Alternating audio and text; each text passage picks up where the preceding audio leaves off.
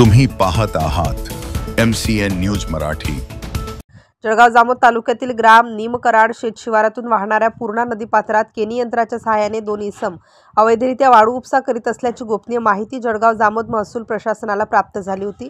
या माहितीच्या आधारे आडोळ खुर्द प्रभागाचे तलाठी गजानन कडुबा नाटेकर यांनी सदर घटनास्थळी जाऊन अवैध रेती उत्खनन करणाऱ्या व्यक्तींना नदीपात्रातून रेती उत्खनन थांबवण्याचे निर्देश दिले।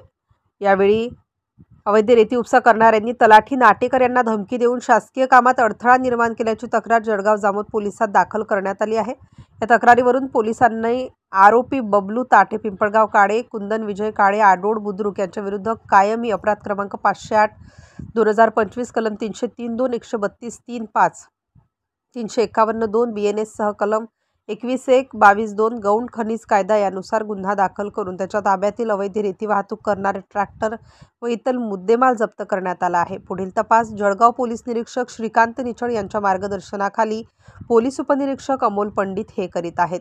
MCN न्यूज मराठी करिता संपादक राजीव वाढे, जळगाव।